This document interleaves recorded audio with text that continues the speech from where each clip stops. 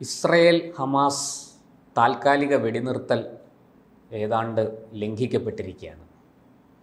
Hamas ബന്ദികളാക്കപ്പെട്ട Israeli പൗരന്മാരോട് ചെയ്ത ക്രൂരത എന്താണെന്ന് ലോകം കണ്ടു കഴിഞ്ഞു. കൊച്ചു കുഞ്ഞടങ്ങുന്ന ഒരു കുടുംബത്തെ അതിദാരുണമായി കൊലപ്പെടുത്തി ആ മൃതദേഹങ്ങളാണ് ഇസ്രായേലിന് കൈമാറിയത്. അതോടെ ഇസ്രായേലിൻ്റെ സകല നിയന്ത്രണവും വിട്ടിരിക്കുകയാണ്. ഇനി ഹമാസുമായിട്ട് യാതൊരു വിധത്തിലുള്ള ഒത്തുതീർപ്പിനുമില്ല എന്നാണ് ബെഞ്ചമിൻ നെതന്യാഹുവിൻ്റെ അതിശക്തമായ നിലപാട്. ഇനി ഗാസയിൽ എന്ത് സംഭവിക്കും സാർ? പശ്ചിമേഷ്യയിൽ സമാധാനത്തിൻ്റെ ഒരു സൂര്യോദയം ഉണ്ടായി എന്നെല്ലാവരും വിശ്വസിച്ചു. ബൈഡൻ്റെ അവസാന നാളുകളിൽ ട്രംപിൻ്റെ ഉദ്ഘാടനത്തിന് മുമ്പ് അതായത് അധികാരത്തിലേറുന്നതിന് മുമ്പ് ഡൊണാൾഡ് ട്രംപ് ഹമാസിനോട് പറഞ്ഞത് ബന്ദികളെ മുഴുവൻ മോചിപ്പിക്കണം, അല്ലെങ്കിൽ എന്താണ് സംഭവിക്കുക എന്ന് പറയാൻ പറ്റില്ല, ഹമാസിൻ്റെ പൊടി പോലും ഇവിടെ കാണില്ലെന്ന് ശക്തമായ ഭാഷയിൽ തീർത്ത് കളയും എന്ന് തന്നെ പറഞ്ഞു. ശക്തമായ ഭാഷയിൽ പറഞ്ഞു. മാത്രമല്ല ബൈഡൻ അപ്പോഴത്തേക്കും നേരത്തെ ഐക്യരാഷ്ട്രസഭ അംഗീകരിച്ച ഒരു കരാർ, അതായത് ഖത്തർ, ഈജിപ്റ്റ്, അമേരിക്ക എല്ലാം കൂടി ചേർന്ന് ഇസ്രായേൽ, ഹമാസ് ഇവരെല്ലാം കൂടി ചേർന്ന് തയ്യാറാക്കിയ ഹമാസ് പിൻവാങ്ങിയിരുന്ന ഒരു കരാർ, ആ കരാറിൽ ഇവരെ കൊണ്ട് ഒപ്പിടിപ്പിക്കുകയും ചെയ്തു. അതിൻ്റെ ഫലമായിട്ട് ബന്ദികളെ ഘട്ടം ഘട്ടമായിട്ട് അവിടെ നിന്ന് ഹമാസ് പലസ്തീനിൽ നിന്ന് മോചിപ്പിച്ചുകൊണ്ടിരിക്കും. അതിനനുസരിച്ച് തടവുകാരെ ഇസ്രായേൽ ബന്ദികളെയൊന്നും കൊണ്ടുവന്നിട്ടില്ല, തടവുകാരെ. അത് വളരെ ഔദ്യോഗികമായിട്ട് തന്നെ കൊണ്ടുവരപ്പെട്ട യുദ്ധ കുറ്റവാളികൾ, അവരെ തിരിച്ചു വിടുകയും ചെയ്തുകൊണ്ടിരിക്കുകയായിരുന്നു. അപ്പോൾ ആദ്യ ഘട്ടത്തിൽ 2 തവണ കൈമാറ്റവുമൊക്കെ കുഴപ്പമില്ലാതെ പോയി. 3-ാം ഘട്ടം വന്നപ്പോൾ അതിൽ ഹമാസ് അറിയിച്ചിരുന്നത് ഷിരി ബബാസ്, അതുപോലെ അവരുടെ 2 കുട്ടികൾ, പിഞ്ചു കുട്ടികളെന്ന് താങ്കൾ പറഞ്ഞത് 9 മാസം പ്രായമായ ഒരു ഓമനക്കുഞ്ഞ്, അതുപോലെ 4 വയസ്സുള്ള ഒരു കുഞ്ഞ്, ഇവരെ 2-നെയും അതുപോലെ പ്രായമായ ഒരാളിനെയും, വളരെ വന്ധ്യവയോധികൻ 89 കഴിഞ്ഞ ഒരാളിനെയും കൂടിയാണ് വിട്ടത്. പക്ഷേ ജീവനില്ലാതെ. അതിന് ഹമാസ് പറഞ്ഞത് ഇത് ഇസ്രയേൽ വ്യോമാക്രമണത്തിൽ കൊല്ലപ്പെട്ട ഞങ്ങളുടെ കുറ്റമൊന്നുമല്ല എന്നാണ് അവർ പറഞ്ഞത്. അങ്ങനെയാണെന്ന് പറയുന്നത്. അന്ന് തെളിവൊന്നുമില്ലല്ലോ നമുക്ക്.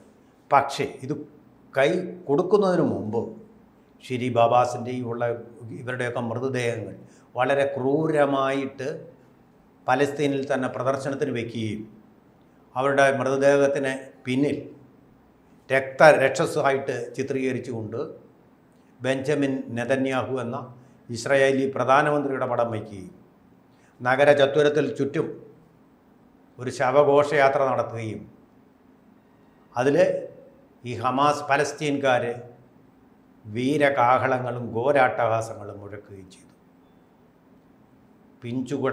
കുട്ടിയടക്കമുള്ള ആ ശവദേഹങ്ങളെ അപമാനിച്ചു, ഇസ്രായേലിനെ തന്നെ അപമാനിച്ചു. അങ്ങനെ യാതൊരു മനുഷ്യത്വവും ഇല്ലാതെ. എന്നിട്ടോ കൈമാറി. റെഡ് ക്രോസ് വഴിയാണ് കൈമാറ്റം. റെഡ് ക്രോസ് വഴി ഇത് കൈമാറിക്കഴിഞ്ഞിട്ട് ശരീരഭാഗങ്ങളേ ഉള്ളൂ, ഓർക്കണം, ഐഡൻറ്റിഫൈ ചെയ്യാനുള്ള ഒന്നുമില്ല. അപ്പോൾ ജനറ്റിക്കൽ പരിശോധന നടത്തിയപ്പോൾ ഇത് ഷിരി ബാബാസിൻ്റെ അല്ല, ഏതോ ഒരു പലസ്തീന് സ്ത്രീയുടെ മൃതദേഹം. ഷിരി ബാബാസ് എന്ന് പറയുന്നത് മനുഷ്യാവകാശങ്ങൾക്ക് വേണ്ടി, ബന്ദികളുടെ മോചനത്തിന് വേണ്ടി പോരാടിയ നീണ്ട ചരിത്രമുള്ള സ്ത്രീയാണ്, സുന്ദരിയായ സ്ത്രീ. ആ സ്ത്രീയുടെ മൃതദേഹമാണെന്നും പറഞ്ഞ് വേറെ സ്വർണമാണെന്നും പറഞ്ഞിട്ട് പിത്തള കൊടുക്കുന്നത് പോലെ ഒരു ചതിയൻ പരിപാടിയാണ്. ഇതല്ലാന്ന് പറഞ്ഞു. ഇതിന് വലിയ വില കൊടുക്കേണ്ടി വരുമെന്നുള്ള വാണിംഗും കൂടെ ബെഞ്ചമിൻ നെതന്യാഹു കൊടുത്തു. അപ്പോൾ അത് തിരിച്ചടി പേടിച്ചിട്ട് ശരിയായിട്ടുള്ള ശരീരഭാഗം തന്നെ കൊടുത്തു. ശരീരഭാഗമാണ്, മൃതദേഹം പോലും അല്ല, അത് കൊടുത്തു. പക്ഷേ ബെഞ്ചമിൻ നെതന്യാഹു താൻ വഞ്ചിക്കപ്പെട്ടതായിട്ടും അപമാനിക്കപ്പെട്ടതായിട്ടും രക്തരക്ഷസെന്നും പറഞ്ഞൊക്കെ ഈ കരാറിൻ്റെ ലംഘനമല്ലേ അത്? കരാറിൽ എവിടെയെങ്കിലും പറഞ്ഞിട്ടുണ്ട് അങ്ങനെ വേണമെന്ന്? റെഡ് ക്രോസിന് കൈമാറുക, ഇങ്ങനെ അവിടെ ഘോഷയാത്ര നടത്തുക, വീണ്ടും ഇസ്രായേലിനെ അപലപിക്കുക, ആ രീതി മുദ്രാവാക്യം മുഴക്കി അട്ടഹാസം നടത്തുക. ഇപ്പം മനസ്സിലാക്കുന്ന കാര്യം, ജയിലിൽ നിന്ന് വിട്ടവരെല്ലാം കൂടി സംഘടിപ്പിച്ചിട്ടുണ്ട്. ഇസ്രായേൽ കാണിച്ച ഔദാര്യമാണല്ലോ ഈ ജയിലിൽ നിന്ന് പലസ്തീൻകാരെ വിടുക, അവരെല്ലാം കൂടെ റീഗ്രൂപ്പ് ചെയ്ത് വീണ്ടും ഇസ്രയേലിനെ ആക്രമിക്കാനുള്ള ഒരു സംഘമായിട്ട് വന്നിട്ടുണ്ട്. ഒന്നത്. രണ്ടാമത്, ഈ ഭീഷണി നേരിടാൻ വേണ്ടിയിട്ട് ഇസ്രായേൽ അതിൻ്റെ ടാങ്കുകൾ വെസ്റ്റ് ബാങ്ക്, ഗാസയുടെ വെസ്റ്റ് ബാങ്കിലേക്ക് അയച്ചിരിക്കുക. ഇതുവരെ ഒരു ടാങ്ക് പോലും പോയിട്ടില്ലാത്ത സ്ഥലത്ത് ഇപ്പോൾ ടാങ്കുകളും കൂടി അയച്ചിരിക്കുക. അപ്പോൾ യുദ്ധത്തിൻ്റെ സൂചനകളാണ് വരുന്നത്. അതേസമയം തന്നെ ഇസ്രായേൽ ലെബനണിൽ നിന്ന് അവരുടെ സേനയെ ഏതാണ്ട് കുറച്ചുകൂടി ആൾക്കാരെ അവിടെ നിന്ന് പിൻവലിച്ചു. ലെബനനുമായിട്ട് ഇനി യുദ്ധമില്ല. യുദ്ധം ഉണ്ടാകുന്നത് പലസ്തീനിൽ മാത്രമായിരിക്കും, അത് ഹമാസുമായിട്ട് മാത്രമായിരിക്കും എന്നുള്ളതാണ്. നമ്മൾ പക്ഷേ മനസ്സിലാക്കേണ്ട ഒരു കാര്യം, ഈ ലെബനണിൽ തന്നെ അന്ന് മരിച്ച നസ്രുള്ള, ഹെസ്ബുള്ള ഭീകരൻ, അതെ, കമാൻഡർ, അതെ, അദ്ദേഹത്തിൻ്റെ ശരീരം അവിടെ സംസ്കാരം നടക്കുമ്പോൾ ലക്ഷക്കണക്കിന് ആളുകളാണ് ആദരവർപ്പിക്കാനെത്തിയത്. അദ്ദേഹത്തെ ഒരു ധീര വിമോചന പോരാളിയായിട്ട് വിശേഷിപ്പിച്ചത്. അവിടെ പങ്കെടുത്ത അടുത്ത കമാൻഡറുണ്ടല്ലോ, വളരെ തീപ്പൊരിയായിട്ടുള്ള പ്രകോപനപരമായിട്ടുള്ള വീണ്ടും സംഘട്ടനങ്ങൾ ഉളവാക്കാൻ പര്യാപ്തമായിട്ടുള്ള ഒരു പ്രസംഗവുമാണ് നടത്തിയിരിക്കുന്നത്. ഇവരെ എല്ലാം വെച്ച് രക്ഷിച്ചു പോരുന്നത് നമ്മൾ നേരത്തെ പറഞ്ഞ പോലെ ഇറാനാണ്. ഈ ഇറാൻ്റെ ജിയോ പൊളിറ്റിക്സ് വെച്ച് നോക്കുമ്പോൾ ഈ ട്രംപ് വന്നിട്ട് ഇറാനുമായിട്ടൊരു സംഘട്ടനത്തിന് പോകാൻ താല്പര്യപ്പെടുന്നില്ല എന്നാണ് നമ്മൾ മനസ്സിലാക്കുന്നത്. ജിയോ സ്ട്രാറ്റജിക് അനാലിസിസ് വെച്ച് നോക്കുമ്പോൾ അദ്ദേഹം നേരത്തെ 2008 ഒരു ആണവ കരാർ റദ്ദാക്കിയിരുന്നു ഇറാനുമായിട്ടുള്ളത്. പക്ഷേ ഈ പ്രാവശ്യം കുറച്ചു, ഇത് 2018 സർ, 2008 ഈ ട്രംപ് തന്നെയാണ് അത് ചെയ്തു, ട്രംപ് വൺ. അപ്പോൾ അത് റദ്ദാക്കി ഇദ്ദേഹം തന്നെ വീണ്ടും തിരിച്ചു വന്ന് ഇപ്പോൾ വരുമ്പോൾ എന്താണ് ചെയ്യുന്നതെന്ന് വെച്ചാൽ, അദ്ദേഹം ഈ കരാറ് വീണ്ടും കുറച്ചുകൂടി ദീർഘമായിട്ടുള്ളതും അതുപോലെ തന്നെ രണ്ടുപേർക്കും സ്വീകാര്യമായിട്ടുള്ളതുമായിട്ടുള്ള ലോങ് ടേം കരാർ, മറ്റേ ഒരു താൽക്കാലിക കരാറാണ്, ഒരു ലോങ് ടേം കരാറിലേക്ക് പോകാൻ വേണ്ടിയിട്ടുള്ള ശ്രമങ്ങളാണ് അദ്ദേഹം നടത്തിക്കൊണ്ടിരിക്കുന്നത്. ലോങ് ടേം ഒരു കരാറിലേക്ക് പോവുകയാണ്. അല്ല ഇറാനെ ആക്രമിക്കുകയോ നശിപ്പിക്കുകയോ എന്നുള്ളത് ഇപ്പോൾ അമേരിക്കയുടെ അജണ്ടയിലില്ല. അപ്പോൾ അതും കൂടെ വരുമ്പോൾ അത് തീർച്ചയായിട്ടും ഇസ്രായേലിൻ്റെ ഒരു ഭീഷണിയായിട്ടും വരാൻ സാധ്യതയുണ്ട്. പക്ഷേ അമേരിക്ക മുന്നോട്ട് വെക്കുന്ന വേറൊരു കാര്യമുണ്ട്. ആ കാര്യമെന്ന് പറയുന്നത്, അമേരിക്ക അവിടെ ഈ പലസ്തീൻ പ്രദേശത്തെ ഗാസ എന്ന് പറയുന്ന പ്രദേശം അങ്ങ് ഏറ്റെടുക്കുക, അതൊരു വിശ്വനഗരമായിട്ട് മാറ്റുക, ലോകത്തിലുള്ള എല്ലാ പൗരന്മാർക്കും താമസിക്കാവുന്ന ഒരു വിശ്വനഗരമായിട്ട് മാറ്റുക, വൻതോതിൽ അത് വികസിപ്പിക്കുക, അതാണ് അവരുടെ ലക്ഷ്യം. ഇപ്പോൾ നമ്മുടെ ഈ ഹോങ്കോങ് ഒക്കെ കണ്ടിട്ടുണ്ടല്ലോ, അടിസ്ഥാന സൗകര്യങ്ങളെല്ലാം. അത് മാത്രമല്ല എല്ലാ തരത്തിലും ഒരു സ്വർഗമായിട്ട് മാറ്റുക എന്നാണ് അദ്ദേഹം പറയുന്നത്. അപ്പോൾ ടൂറിസം അങ്ങനെയുള്ള കാര്യങ്ങൾക്ക് നമ്മുടെ ആൾക്കാർക്ക് തൊഴിൽ കിട്ടാൻ ഹോങ്കോങ്ങിലൊക്കെ അങ്ങനെ ധാരാളം ആളുകൾ പോകാറില്ലേ, അതുപോലെ ഒരു നഗരമായിട്ട് മാറുക. പക്ഷേ അതിനു മുമ്പ് അവിടെ നിന്നുള്ള ഈ അറബ് വംശജരെ കുടിയൊഴിപ്പിക്കണം.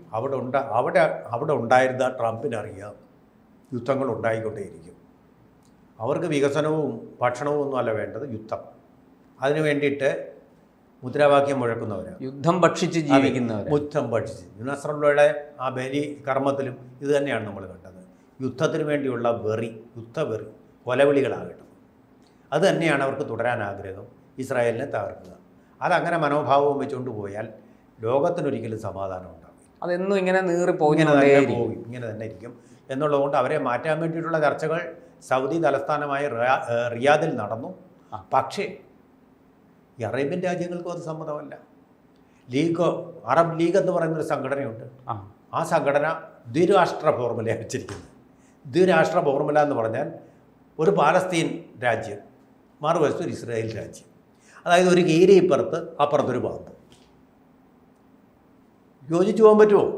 ഒരിക്കലും യോജിച്ചു പോകാൻ പറ്റാത്ത, ഒരിക്കലും സമാധാനം ലഭിക്കാത്ത ഒരു ജിയോ പൊളിറ്റിക്കൽ നറേറ്റീവാണ് അവർ മുന്നോട്ട് വെച്ചിരിക്കുന്നത്. വളരെ പ്രാക്ടിക്കലായിട്ടുള്ളത് ട്രംപിൻ്റെ തന്നെയാണ്. എല്ലാ വിശ്വപൗരന്മാർക്കും താമസിക്കുക, എന്താ കുഴപ്പം?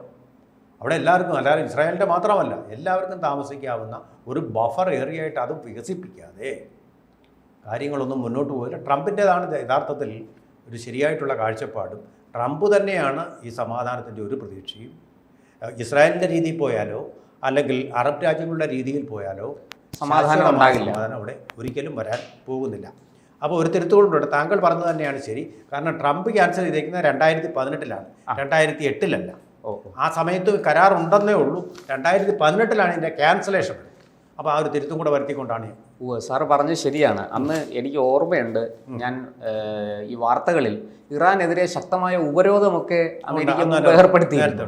അപ്പൊ അതുകൊണ്ടാണ് എനിക്ക് 2008-ലൊക്കെ അത്തരം കാരണം ഇവര് ആണവ പരീക്ഷണം നടത്തി ആണവായുധം നിർമ്മിക്കാൻ ശ്രമിച്ചു എന്നൊക്കെയുള്ള വലിയ ആക്ഷേപം. കരാറുണ്ടായിരുന്നു, ആ കരാർ റദ്ദാക്കുകയാണ് 2018-ൽ ട്രംപ് ഭരണകൂടം ചെയ്തത് മനസ്സിലാക്കാം.